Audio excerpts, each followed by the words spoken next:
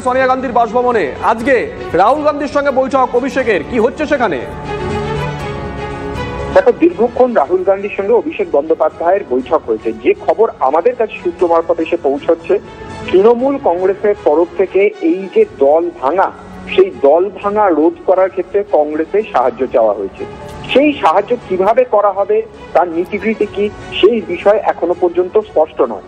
তবে সব থেকে তার তাৎপর্যপূর্ণ বিষয়, গতকাল যখন সোনিয়া গান্ধীর সঙ্গে মমতা বন্দ্যোপাধ্যায় বৈঠক করে গেলেন, 24 ঘন্টা পার হতে না হতেই অভিষেক বন্দ্যোপাধ্যায় আবার এলেন রাহুল গান্ধীর কাছে এবং তাদের দুজনের মধ্যে বৈঠক হলো। স্বাভাবিকভাবেই কোনো পক্ষ এখনো পর্যন্ত কোনো মুখ খুলতে পারেনি, কিন্তু কংগ্রেস একটি সম্পূর্ণ স্বতন্ত্র সংসদীয় দল, তারা তৃণমূলের সংসদীয় দল ভেঙে যাওয়ার ক্ষেত্রে কিভাবে সাহায্য করতে পারে তা নিয়ে একটা প্রশ্নের জায়গা থেকে যাচ্ছেই। বিভিন্ন মহল থেকে বিভিন্ন বিষয় উঠে আসছে, কিন্তু এখনো পর্যন্ত তৃণমূল কংগ্রেস বা কংগ্রেস কোনো পক্ষই কিন্তু কোনো বক্তব্য, যে কি আলোচনা হয়েছে, কি প্রস্তাব বা কি ওয়ে আউট, কি সলিউশন থাকতে পারে, সেই বিষয়ে এখনো পর্যন্ত কোনো পক্ষ কোনো মুখ খোলে। বেশ, নজর থাকবে, নজর রাখো।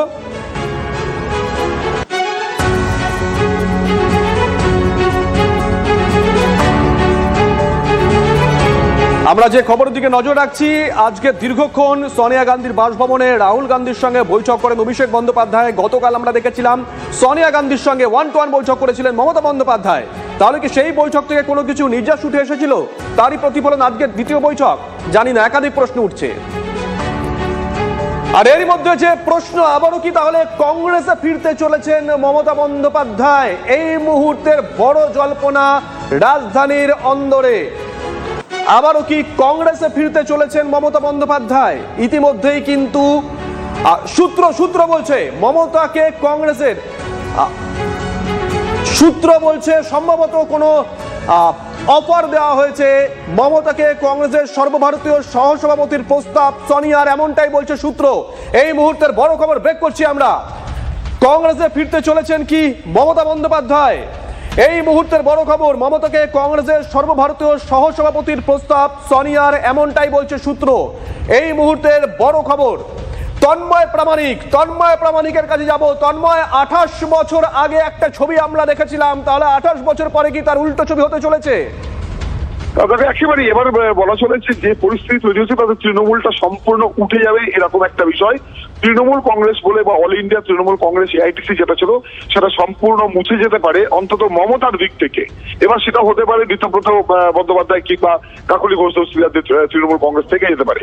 মমতা বন্দ্যোপাধ্যায়কে প্রস্তাব দেওয়া হয়েছে সূত্র মারফত, এমনটাই জানা যাচ্ছে যে তাকে সর্বভারতীয় সহসভাপতির প্রস্তাব, এমন একটা কংগ্রেস সূত্রে জানা যাচ্ছে। 1, 2, অভিষেককেও কিন্তু কংগ্রেসে একটা পদের অফার করা হয়েছে।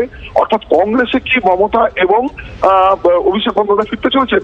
কারণ তুমি দুটো জিনিস মাথায় রেখে দাও, যেখানে 20 জন সাংসদের সই নিয়ে যদি লোকসভার তৃণমূলের সাংসদরা ব্লক তৈরি করে, তাহলে এরপরই কিন্তু তারা সেই ডিমান্ডটা তৈরি করতে পারেন যে আমরা আসল তৃণমূল কংগ্রেস। একইভাবে রাজ্যসভার সাংসদদের একটা অংশ তারাও তৃণমূল ছেড়ে বেরিয়ে, মানে মমতার কাছ থেকে বেরিয়ে যেতে পারেন, তারা আলাদা তৃণমূলে ব্লক করতে পারেন।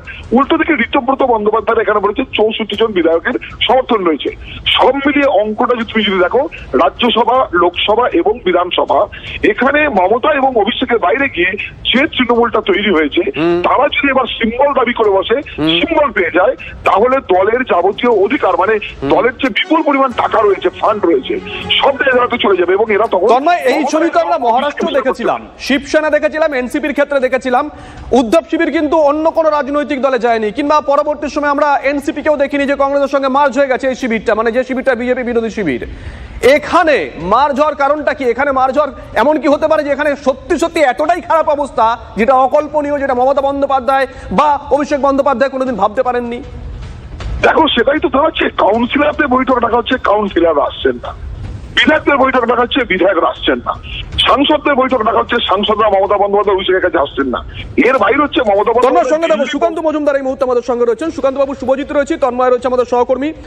যে খবর আমরা দিল্লি থেকে পাচ্ছি, সোর্স বলছে গতকাল সোনিয়া গান্ধীর সঙ্গে 1-to-1 বৈঠক করেছেন মমতা বন্দ্যোপাধ্যায়। আজকে ঠিক কিছুক্ষণ আগে একটা দীর্ঘ বৈঠক রাহুল গান্ধীর সঙ্গে করেছেন অভিষেক বন্দ্যোপাধ্যায়। আর এখান থেকে সোর্স বলছে যে কোথাও গিয়ে কংগ্রেসের তরফ থেকে, হাইকমান্ডের তরফ থেকে হয়তোবা মমতা বন্দ্যোপাধ্যায়কে তাদের দলে ফেরার এবং একটা বড় পদ অফার করা হয়েছে। সুকান্ত বাবু, দেখুন, ভেতরে কি হয়েছে সে তো আপনিও জানেন না, আমিও জানি না। আমার মনে হয় স্পেকুলেশনের উপর কোনো মন্তব্য করা উচিত নয়। তবুও বলবো যে যেহেতু মমতা বন্দ্যোপাধ্যায় শুরু তো কংগ্রেস থেকে হয়েছিল, আবার যদি উনি কংগ্রেসে ফিরে যান তাহলে আবার ওই সেই কথাটি সত্য হবে, পুনঃ মূষিক ভব। সুকান্ত বাবু, 28 বছর আগে এ রাজ্যে মমতা বন্দ্যোপাধ্যায় যখন কংগ্রেসের নেত্রী, তখন তার বিরুদ্ধে অনেকগুলো কোট আনকোট লবি ছিল। যেমন সোমেন মিত্র ছিলেন, তখন বেঁচে ছিলেন, প্রিয়রঞ্জন দাস মুন্সী ছিলেন, প্রণববাবু ছিলেন। এইখানে অধীর চৌধুরীকেও আমরা দেখছি মমতা বন্দ্যোপাধ্যায়ের প্রবল বিরোধী। এখানকার কংগ্রেস নেতারাও মমতা বন্দ্যোপাধ্যায়ের প্রবল বিরোধী। 15 বছর ধরে তারা মার খেয়েছেন তৃণমূলের হাতে, তারা বারবার বলেন। এ রাজ্যের কংগ্রেস নেতৃত্ব কি গোটা বিষয়টা ভালোভাবে নিতে পারে, আপনার অনুমান? দেখুন, এই রাজ্যে কংগ্রেসের যে বর্তমান পরিস্থিতি, নেতা নেই, নীতি তো নেই, তাতে তারা মমতা বন্দ্যোপাধ্যায়কে পেলে নেবেন কি নেবেন না তাদের বিষয়। কিন্তু এটা ঠিক যে মমতা বন্দ্যোপাধ্যায়েরও যে এই মুহূর্তে ওনার যা ভয়